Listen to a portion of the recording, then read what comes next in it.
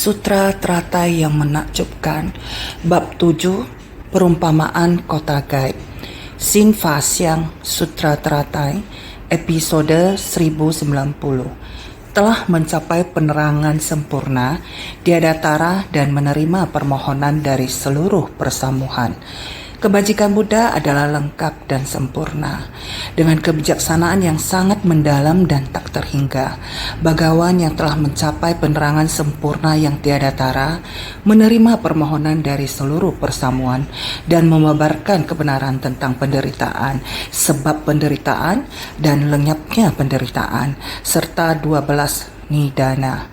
Menerangkan kalau semua berasal dari sebersih pikiran salah, hendaknya mendengarkan, merenungkan, dan menegakkan ajaran. Buddha adalah lengkap dan sempurna. Ini adalah kita para makhluk tidak dapat menghayatinya. Kita telah mengetahuinya, namun bagaimana kita bisa menghayatinya? Seseorang harus mengalami sendiri supaya tahu akan suka dan dukanya. Kita tahu, oleh karena itu kita harus menghayatinya sendiri. Tapi jujur saja, kita tidak dapat menghayatinya. Mungkin ada orang dia bisa menghayatinya secara bertahap, karena Buddha Dharma sangat dalam, halus dan menakjubkan. Sutra makna tanpa batas. Bukankah Buddha juga berkata demikian kepada Bodhisattva Mahayuha? Sangat mendalam, benar-benar sangat mendalam. Betul, Buddha Dharma adalah demikian dalam kita manusia awam. Bagaimana bisa menghayati tentang Dharma yang demikian mendalam ini? Apalagi kebijaksanaan Sang Buddha atau kebajikan Buddha, ini kita harus menghayatinya. Benar-benar sulit.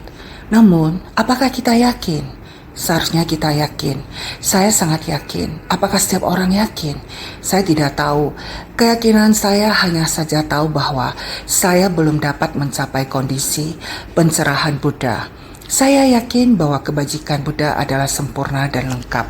Saya tentu saja yakin kondisi pencerahan Sang Buddha, alam Dharma di alam semesta, hening, tenang, dan murni. Saya yakin, namun juga tahu, saya belum mencapai kondisi demikian. Tentu saja kita harus yakin kebajikan Buddha, keyakinan yang mendalam.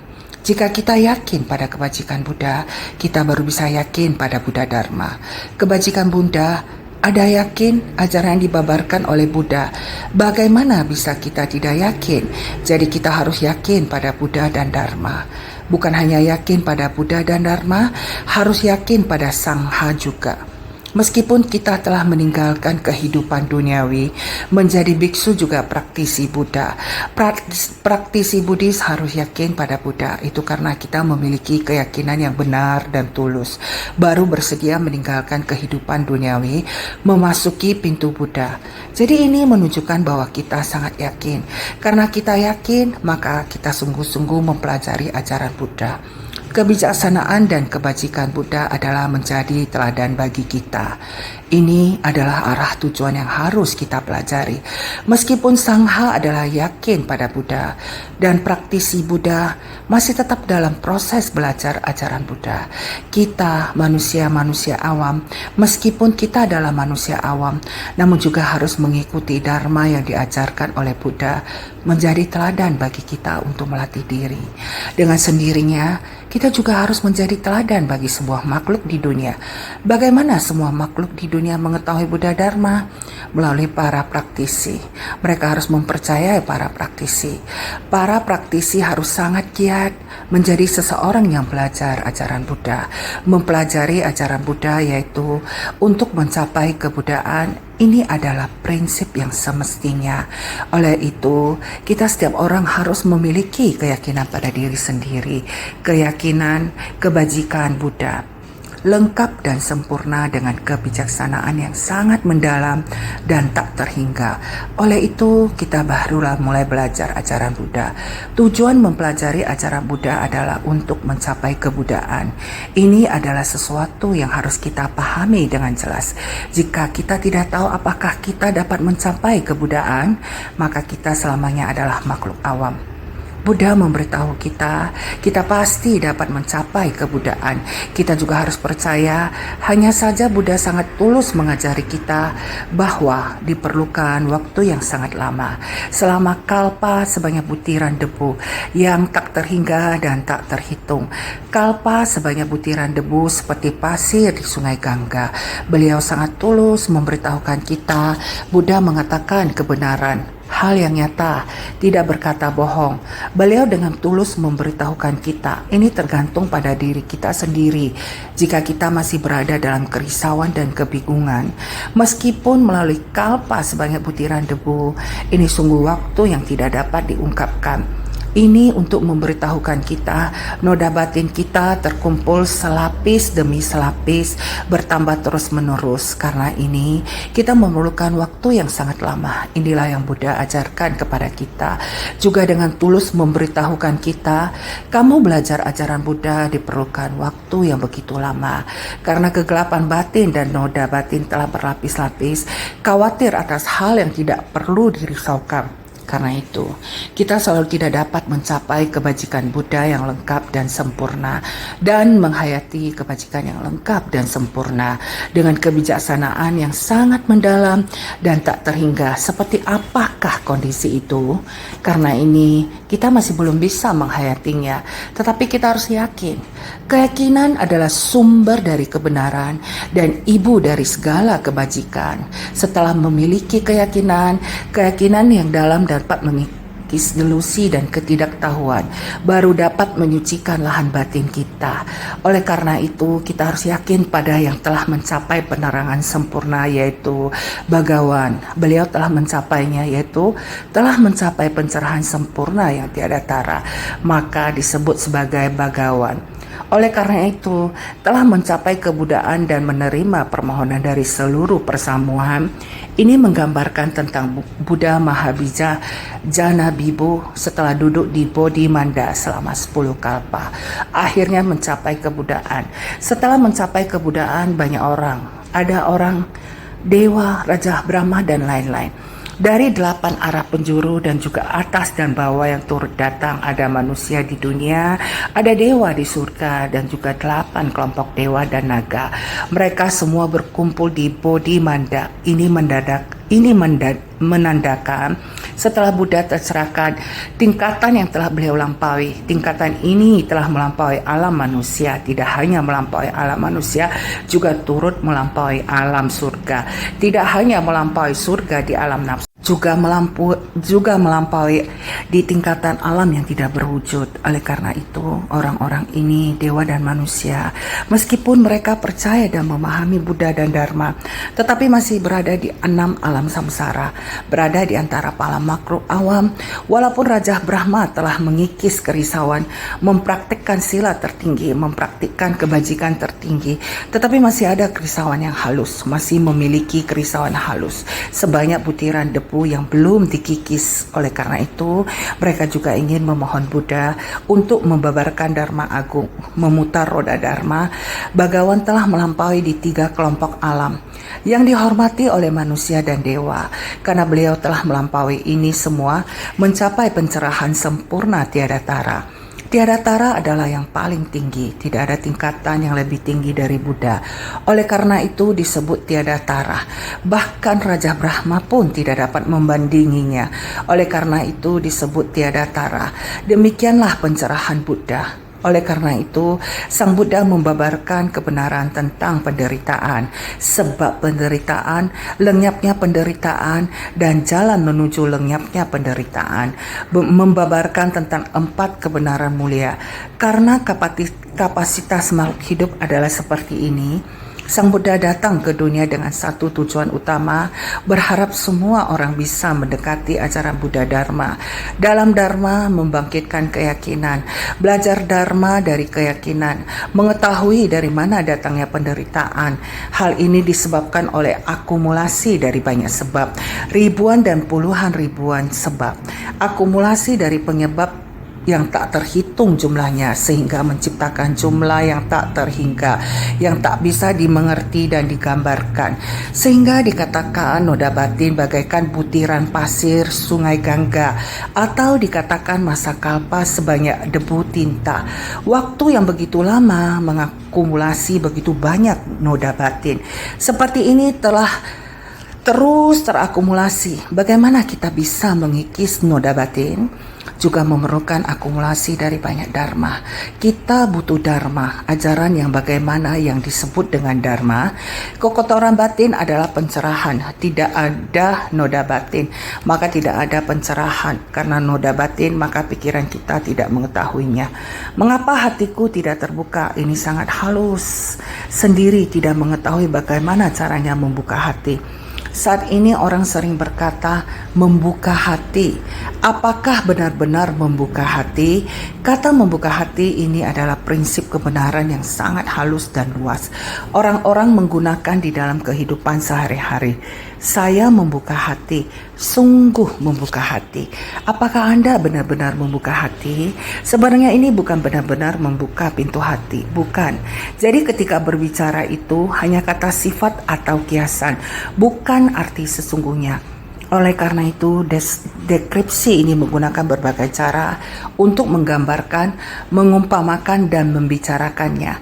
Ada yang mendengarkan benar, karena inilah saya sudah mengerti, saya akan berubah. Di antara insan suci ada berapa banyak orang yang karena mengerti jadi berubah. Dengan demikian, apakah sepenuhnya sudah mengerti? Sama halnya tetap ada kerisauan. Berapa lama waktu yang dibutuhkan? Sang Buddha sering mengatakan kepada kita bahwa hidup ini singkat dan pahit. Waktu singkat, kita harus proaktif. Jadi kita perlu menyingkirkan kerisauan. Kerisauan memiliki jumlah debu yang tidak terbatas. Kita harus segera berkeyakinan, membangun keyakinan. Kita harus segera saat kerisauan datang hari ini disingkirkan juga. Jangan membiarkan kerisauan masuk ke dalam hati kita lagi. Inilah baru bisa menyingkirkan penderitaan. Jika tidak, setiap hari akan terus menumpuk dan menumpuk. Semakin menumpuk kerisauan, semakin menumpuk, semakin berat mereka. Inilah dunia. Mengapa orang sekarang banyak yang depresi? Inilah kerisauan berubah menjadi penyakit hati. Penyakit hati tidak bisa dibuka. Apakah dengan demikian dilalui untuk seumur hidup? Setiap reinkarnasi, apakah kita percaya pada reinkarnasi? Tidak perlu bahas sampai reinkarnasi. Kehidupan saat ini saja, kehidupan kita ini seharusnya adalah bagaimana bersumbangsi untuk orang banyak. Di dunia ini dengan bertambahnya satu orang lagi, maka kita seharusnya dalam hidup ini harus bersumbangsi untuk dunia. Inilah yang sering disebutkan sebagai kehidupan yang bernilai. Maka orang zaman dulu juga mengatakan demikian. Masalah di dunia merupakan tanggung jawab dari setiap orang. Setiap orang juga punya tanggung jawabnya. Demi manusia di dunia memikul tanggung jawab masalah dunia. Maka kita seharusnya baik-baik mendengar. Buddha Dharma itu sebenarnya bagaimana? Bukan hanya memohon agar saya aman sentosa. Kalau mau menjelaskan istilah Dharma Buddha sangat banyak. Kita seharusnya harus satu pintu. Baik-baik bersungguh hati. Sutra teratai adalah dharma kendaraan besar. Seharusnya kamu harus mendahulukan orang lain, baru kita sendiri. Sebenarnya makhluk yang ada di bumi ini ada kerisauan batin dan ketidaktahuan yang seperti apa. Kita harus segera memahami, mengatasi kerisauan batin dan ketidaktahuan ini. Bagaimana mengikisnya agar semua orang bisa memahaminya? Harus berubah. Biar semua orang mengubahnya. Belakang ini sering dikatakan jangan hanya karena satu nafsu keinginan mulut. Apakah semuanya datang menggerakkannya? Apakah semuanya datang menjelaskannya? Mulai dari pribadi sendiri. Nafsu keinginan mulut satu orang bisa menjelaskan sampai seluruh dunia. Iklim dunia berawal dari satu orang. Efek kupu-kupu sejumlah kejadian kecil bisa mengubah nasib dunia. Orang saat ini juga mengatakan melihat kupu-kupu sudah mengetahui masalah dunia. Kupu-kupu yang kecil ini bagaimana mengetahui masalah dunia? Kita seharusnya juga mengetahui kebiasaan buruk dari kelompok manusia kecil. Diakumulasikan maka menciptakan karma yang besar. Oleh karena itu penderitaan, sebab penderitaan, maka tanggung jawab kita saat ini adalah berakhirnya penderitaan. Harus bagaimana melenyapkan penderitaan. Begitu banyak kegelapan batin dan noda batin. Satu orang akan membuat semua orang atau semua orang di dunia ini tidak mendapatkan ketenangan. Ini kita harus memikirkannya dengan segenap hati. Sebenarnya ketika kita berbicara tentang diri kita sendiri, yaitu selain penderitaan kita yang sebenarnya, kita mengetahui prinsip kebenaran ini. Bagaimana datangnya? Sebersit kegelapan batin tergerakkan, tidak dapat terkontrol, maka akan menjadi 12 nidana. Penderitaan, sebab penderitaan, lenyapnya penderitaan dan jalan menuju lenyapnya penderitaan. Kemudian membentuk tubuh kita ini, kita dan dunia ini dan masyarakat ini dan lain-lain menjadi keseluruhan. Penderitaan, sebab penderitaan, lenyapnya penderitaan dan jalan menuju lenyapnya penderitaan. Tidak pernah lepas dari siapapun di dunia manusia. Siapapun tidak akan terlepas. Kekuatan karma yang telah diciptakan, kekuatan karma yang tidak terlepas dari semua orang, tetapi mempengaruhi dunia. Ini kelihatannya seperti hal yang sangat kecil, tetapi ini adalah masalah yang sangat besar. Oleh karena itu dinyatakan bahwa penderitaan, sebab penderitaan, lenyapnya penderitaan dan jalan menuju lenyapnya penderitaan, dan 12 nidana. Jangan sering berpikir semua yang Master katakan sering ada di sini, sering berputar di sini. Kita semua tidak mengerti kemana kita harus pergi, jadi kita harus pahami baik-baik. Kita harus benar-benar bisa menguraikan keraguan. Di dunia ini banyak hal yang perlu diragukan. Hati penuh keraguan dilenyapkan, maka keyakinan hati kita akan terbangkitkan sepenuhnya, bisa memahami sepenuhnya. Menerangkan kalau semua berawal dari sebersit pikiran salah, hendaknya mendengarkan, merenungkan dan menegakkan ajaran. Menerangkan artinya menjelaskan, memahami sepenuhnya, memahami dari sebersit pikiran salah. Semua orang seperti ini tampaknya sangat sederhana, tetapi dampaknya sangat besar. Ini semua hanya dalam sebersit pikiran. Sebersit pikiran yang salah, sebersit pikiran salah. Oleh karena itu kita yakin pada Buddha dan meneladani Buddha. Kita harus mendengarkan, merenungkan dan menegakkan ajaran Buddha. Selama kita mempercayakan seluruh hidup kita pada Buddha Dharma, kita harus menggenggam kehidupan pada masa sekarang ini.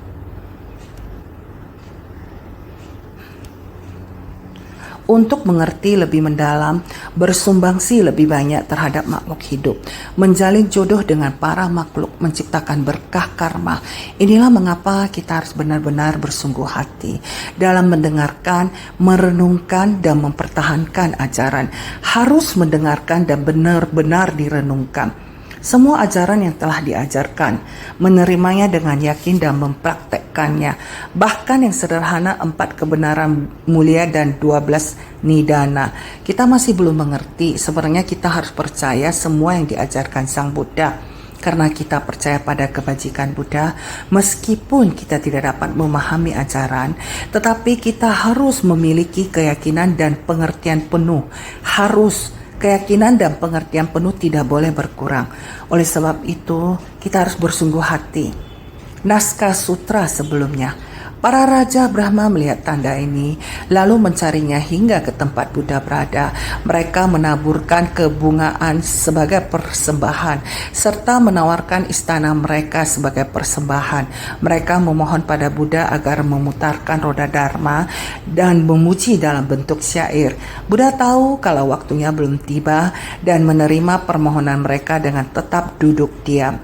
Sutra Teratai bab 7, bab perumpamaan kota gaib, memuji dalam bentuk syair. Berarti prosa panjang terdahulu telah menjelaskan bahwa kita sekarang mengulangi dan mengulangi terus, mengulangi dalam bentuk syair. Ini berarti naskah yang penting. Pujian ini juga sangat penting. Kebajikan Buddha adalah lengkap dan sempurna dengan kebijaksanaan yang sangat mendalam dan tak terhingga. Pada naskah sutra sebelumnya, kita telah melihat ini adalah pujian kepada Buddha. Bagian syair ini juga merupakan pujian. Tiba di tempat pelatihan, mempersembahkan bunga-bunga, menggunakan batin yang tulus untuk menunjukkannya. Tetapi Buddha Mahabina, Jana Bibu mengetahui bahwa orang-orang belum semuanya berkumpul. Waktu belum tiba. Ajaran Dharma, kendaraan besar harus diajarkan secara universal. Orang-orang harus dari awal mengerti sehingga waktunya belum tiba. Dari 3 penjuru lainnya dan penjuru pertengahan, atas dan bawah juga demikian, menaburkan bebungaan dan menawarkan istana sebagai persembahan. Mereka memohon pada Buddha agar memutarkan roda Dharma. Sangat sulit untuk bersua dengan Bhagawan. Semoga dengan kewelas asian mendasarnya dapat membukakan pintu amerta lebar-lebar dan memutarkan roda Dharma tiada tara. Sutra Teratai bab 7, bab perumpamaan kota gaib. Demikian terus menunggu sampai bagian proses satu persatu dijelaskan dari penjuru timur, tenggara, barat laut dan seterusnya. Semua raja dewa alam Brahma satu persatu penjuru datang dan tiba ke persamuan, juga sama membawa istana sebagai persembahan. Semuanya memohon untuk memutar roda Dharma, memuji Buddha yang muncul di dunia, hal yang sangat langka dan istimewa. Makanya semoga dengan kewelas asian mendasarnya, memohon Buddha dan memujinya, batin kewelas asian mendasarnya, Buddha membangkitkan tekad sampai saat ini sampai masa depan. Ini adalah batin mendasar dari Buddha. Dari dalam batinnya, sifat hakiki tataya terus demikian jelasnya berpadu dengan alam semesta menjadi satu.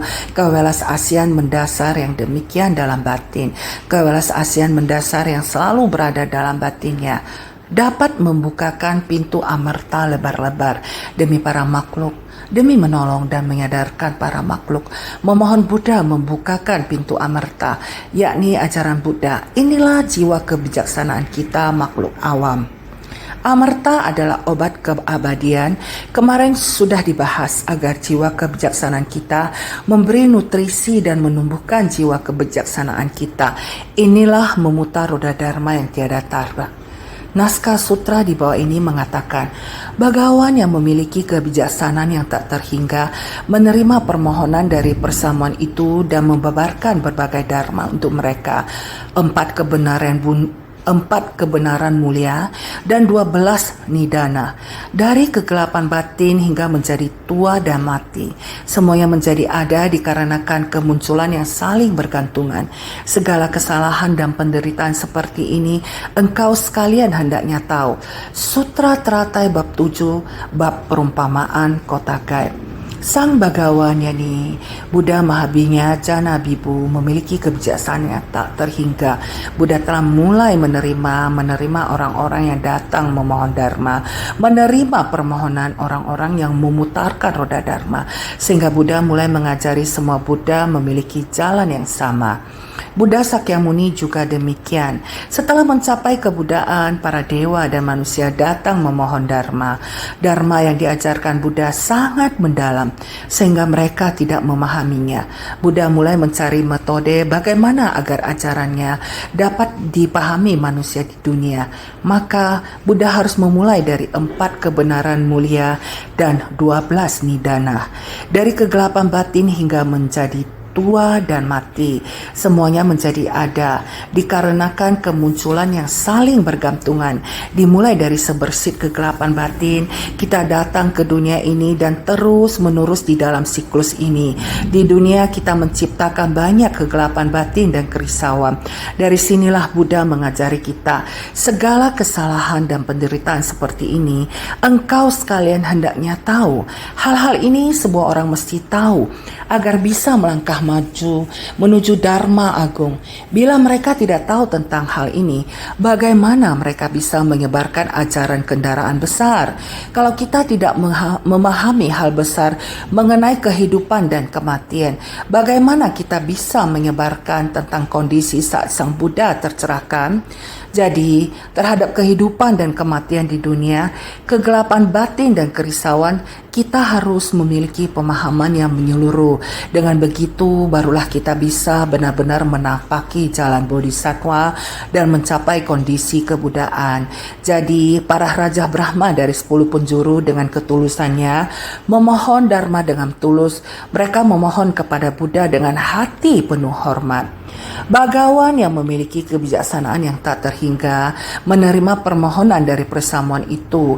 Para Raja Brahma dari 10 penjuru memohon dengan tulus pada Bagawan yang memiliki kebijaksanaan tak terhingga dan berlaksa kebajikan menerima permohonan dari seluruh persamuan. Sepertinya menyetujui secara tersirat.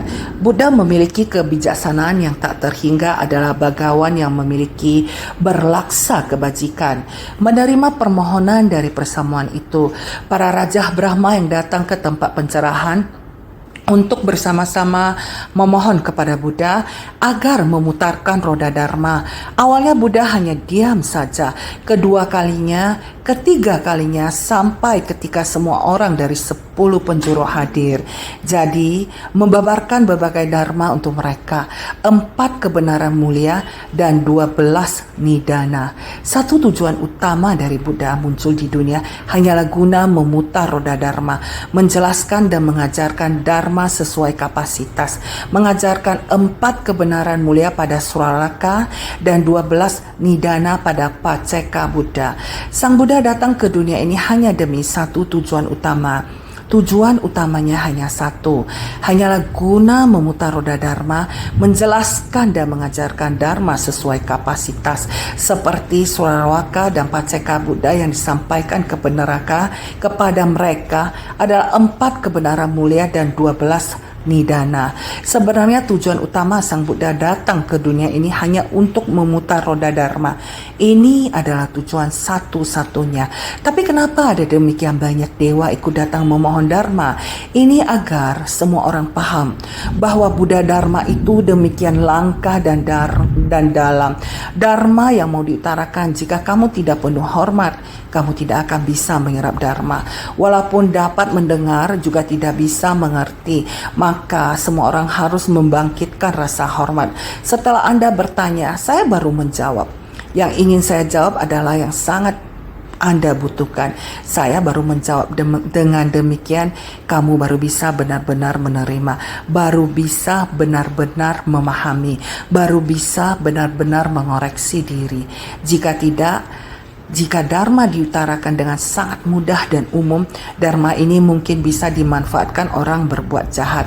Maka di bab metode terampil, Sang Buddha menghentikan sebanyak 3 kali. Buddha Sakyamuni juga dimohon.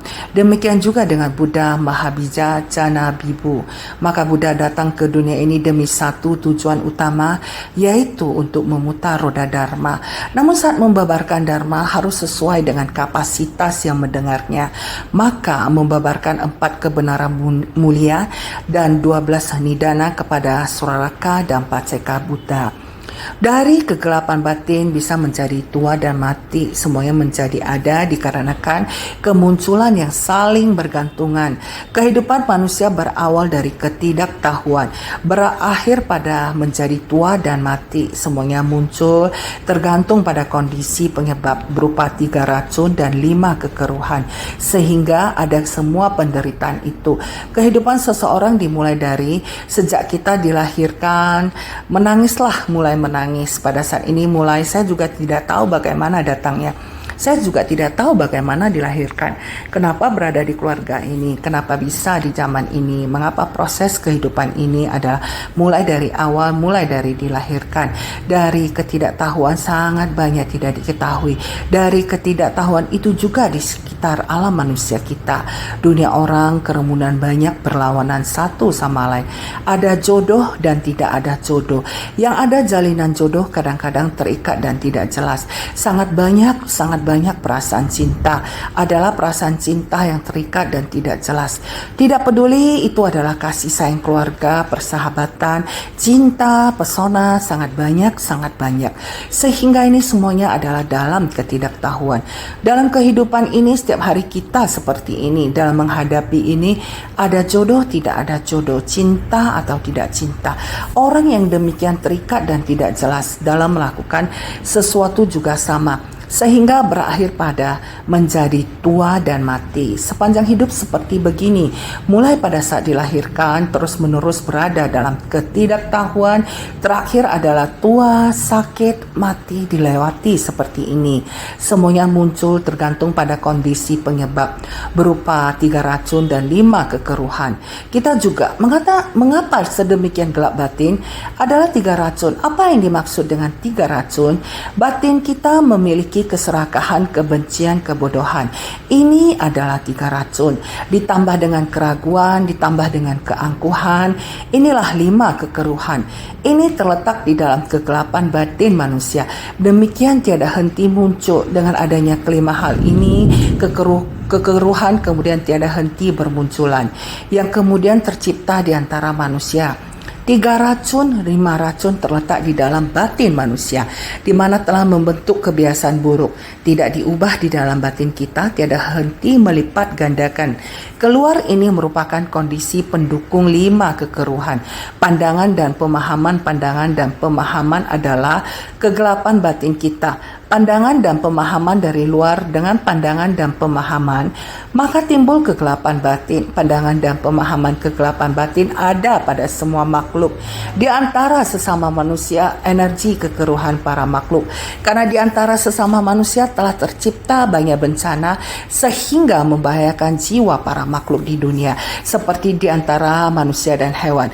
Lihatlah saat ini, demi nafsu mulut manusia, demi makan memelihara banyak hewan. Akibat flu burung, meskipun terjadi penyakit kuku dan mulut disebabkan oleh manusia yang membunuh banyak hewan, muncul konflik di antara sesama manusia, mengakibatkan bencana. Lihatlah, ini adalah kekeruhan usia. Ayus kasaya, selanjutnya adalah kekeruhan kalpa. Kalpa kasaya adalah di saat ini. 5 kekeruhan ini bukankah berasal dari batin manusia? Kerisauan akan 3 racun, 5 kekeruhan. Sejak kita lahir sehingga saat ini, apakah kita masih di tengah ketidaktahuan? Ketidaktahuan saat ini kelak akan menciptakan apa lagi?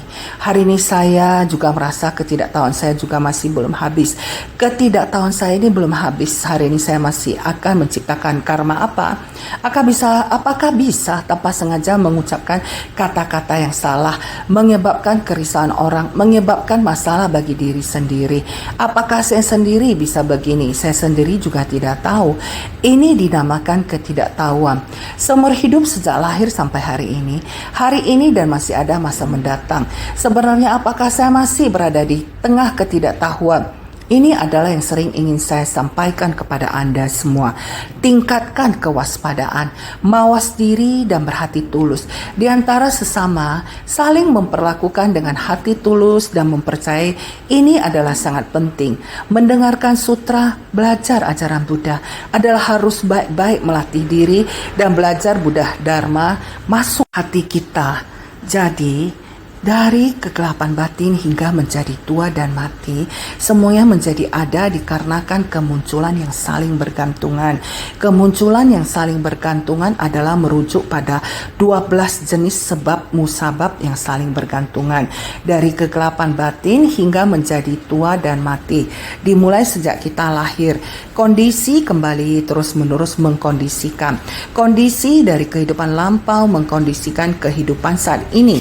Kondisi dari kehidupan sekarang akan kembali terus mengkondisikan sampai kehidupan mendatang. Jadi, kemunculan yang saling bergantungan adalah merujuk pada 12 jenis sebab musabab yang saling bergantungan. Kelahiran daripada makhluk mengalami kelahiran adalah karena 12 nidana. Diawali oleh ketidaktahuan. Ketidaktahuanlah yang selalu menjadi awal sampai tua dan mati. Kehidupan ini selesai, tua dan mati selesai sudah. Tapi apakah masih ada? Masih ada kondisi yang membawa ke kehidupan berikutnya. Ini adalah kemunculan yang saling bergantungan. Oleh karena itu, kita harus benar-benar bersungguh hati. Kondisi yang selamanya tidak dapat diakhiri ini sungguh penderitaan yang tak tertahankan. Segala kesalahan dan penderitaan seperti ini, engkau sekalian hendaknya tahu, segala kesalahan dan penderitaan dari 4 kebenaran mulia dan 12 nidana seperti ini, engkau sekalian hendaknya tahu. Segala kesalahan dan penderitaan dari 4 kebenaran mulia dan 12 nidana ini, semua orang semestinya harus tahu. 4 kebenaran mulia, semua orang harus memahami dari mana datangnya penderitaan, dari sebab penderitaan, apa sebenarnya sebab penderitaan ini, adalah ikatan nafsu, benci, asmara, dan dendam. Kerisauan dan kegelapan batin adalah demikian adanya, terus terakumulasi. Kita semua orang semestinya tahu, jadi demikian adanya. Karena inilah kegelapan batin menarik benih dan kondisi pendukung. Demikianlah terus berputar, bertumimba lahir dalam 6 alam kehidupan dan 4 jenis kelahiran. Demikianlah berputar, semua di luar kendali kita sendiri. Kesalahan dan penderitaan ini benar adalah kesalahan kita. Dalam kehidupan diri sendiri yang melakukan, diri sendiri pula yang menerima karma dosanya. Penderitaan adalah karma dosa yang salah. Kita semestinya harus tahu, selanjutnya harus memahami dengan cepat. Ketika menyampaikan dharma ini, 600 juta koti kuantilium orang mampu menuntaskan segala penderitaan dan mencapai tingkatan arahat. Kedua kalinya membabarkan dharma, ada orang-orang sebanyak butiran pasir dari puluhan juta sungai Gangga. Sutra Teratai bab 7, bab perumpamaan kota gaib. Ketika menyampaikan dharma ini, 600 juta koti kuantilium orang, mereka telah sangat lama mendengarkan dharma dan mencapai jalan kebenaran pada saat Buddha menyampaikan pintu dharma ini. Ini membutuhkan waktu yang sangat lama. Sang Buddha mulai membabarkan dharma harus menghabiskan waktu yang sangat lama. Ini adalah Buddha Mahabinya Jana Bibu, menggunakan waktu yang sangat lama. Apakah ingat waktu yang sangat lama? Demikianlah memulainya terus membabarkan dharma sampai banyak orang yang mendengarnya. Karena waktu yang lama, orang yang mencari dharma semakin banyak. Jadi orang yang telah mendengarkan dharma juga sangat banyak. Sehingga yang telah sangat lama mendengarkan dharma dan mencapai jalan kebenaran dengan waktu yang sangat lama mendengarkan dharma, satu demi satu memahami. Ini adalah pada saat Buddha menyampaikan dharma, menyampaikan tanpa hambatan. Para makhluk yang mampu memahami hati Buddha, mereka dapat menerima, bahkan Dimo Bodhimanda tersebut membimbing 16 pangeran. Pikirkan, mereka yang tahu hati Buddha, demikianlah dapat memahami maksud Sang Buddha. Penyampaian demikian menyampaikan ajaran dengan tanpa hambatan.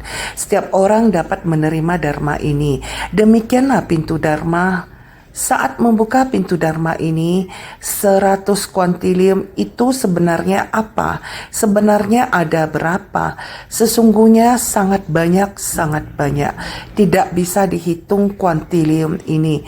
Kuantilium ini adalah 100 kuantilium, 10 pangkat 20 sebagaimana disebutkan dalam buku Feng Shui Tongyi, makna menyeluruh daripada adat dan kebiasaan. 10.000 disebut laksa atau 10 pangkat 4. 10.000 laksa disebut koti, 10 pangkat 8. 10.000 koti disebut triliun, 10 pangkat 12. 10.000 triliun disebut 10 kuatriliun, 10 pangkat 16. 10.000 dari 10 kuatriliun disebut 100 kuantilium, 10 pangkat 20. Demikian masih adakah? Masih ada. Di belakang masih ada sangat banyak. Contohnya septiliun. 10.000 dari 100 kuantilium disebut septiliun atau 10 pangkat 24. 10.000 septiliun disebut 10 oktilium, 10 pangkat 28. 10.000 dari 10 oktiliun disebut 100 noniliun, 10 pangkat 32. 10.000 dari 100 noniliun disebut andesiliun, 10 pangkat 36. 10.000 andesiliun disebut 10 duodesiliun, 10 pangkat 40. 10.000 dari 10 duodesiliun disebut 100 tredesiliun, 10 pangkat 44. 10.000 dari 100 tradesiliun disebut quindesiliun, 10 pangkat 48. Demikian terus meningkat, maka dia mengatakan, terakhir Buddha mengatakan butiran pasir Sungai Gangga, tak terbatas dan tak terhitung butiran pasir Sungai Gangga. Maka kata ini, gai atau 100 kuantiliun sudah sangat banyak melewati cing 10 kuadriliun atau 10 pangkat 16 dan gai 100 kuantiliun. Ini angka yang sangat banyak, yaitu angka astronomi, tidak dapat dihitung. Singkat kata, inilah kebijaksanaan dari Mahabinya Jana Bibu Buddha. 600 juta koti kuantilium. Lihatlah, ini ada berapa? Maka banyak orang telah mampu menuntaskan segala penderitaan dan mencapai tingkat arahat. Telah banyak orang yang mencapai tingkatan arahat, menuntaskan kerisauan karena waktu membabarkan dharma sangat panjang. Bila kalian kembali lagi melihat prosa di awal bab perumpamaan kota gaib, bisa mengetahui ajaran yang dibabarkan berapa lama sehingga menyadarkan banyak para makhluk. Buddha Sakyamuni baru 80 tahun, membabarkan dharma baru 45 tahun. Angka berbeda sangat banyak bila dibandingkan sebenarnya adalah sangat sedikit. Kita sekarang sebenarnya masih dapat mendengar dharma berapa lama? Sebenarnya juga tidak tahu. Singkat kata, kita bersungguh hati menyerap dharma ke dalam batin. Dari satu tumbuh menjadi tiada terhingga. Tiada terhingga berawal dari satu, yaitu berada pada sebersit pikiran. Baik-baik merubah pikiran ini, pintu hati kita terbuka, sangat sukacita. Benar-benar pintu hati telah dibuka. Sifat hakiki tathagata kita, kerisauan telah terhapus. Sifat hakiki tathagata muncul di depan. Dengan demikian kita benar-benar bisa memahami semua prinsip dari segala sesuatu di antara langit dan bumi, sehingga mampu menuntaskan segala penderitaan dan mencapai tingkatan arahat. Dapat menuntaskan segala penderitaan dari kelahiran dan kematian di dunia, sedemikian banyaknya semuanya mencapai tingkatan arahat. Mampu menuntaskan segala penderitaan di dunia, yaitu sedemikian banyak. Jika banyak orang bisa demikian, semua sepenuhnya memahami penderitaan ini.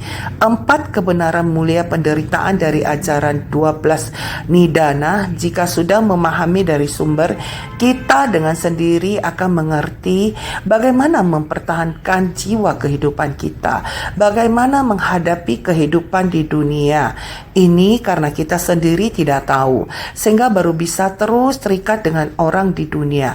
Orang, masalah, benda di dunia demikian terikat dan tidak jelas. Jika dapat memahami akan dapat menuntaskan segala penderitaan dari kelahiran dan kematian di dunia.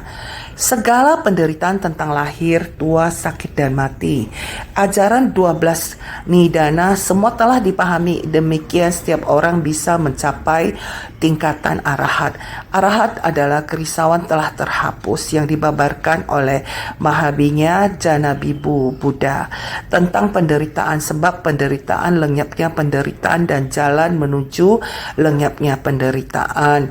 Itu adalah tahap pertama. Masih ada tahap kedua sehingga menggunakan orang-orang sebanyak butiran pasir dari puluhan juta sungai Gangga. Ini adalah waktu membabarkan dharma yang sangat panjang, sangat lama sehingga ada begitu banyak orang yang menerima. Maka kita mempelajari ajaran Buddha, kita seharusnya sangat bersungguh hati pada dharma, mengatakannya sangat dalam.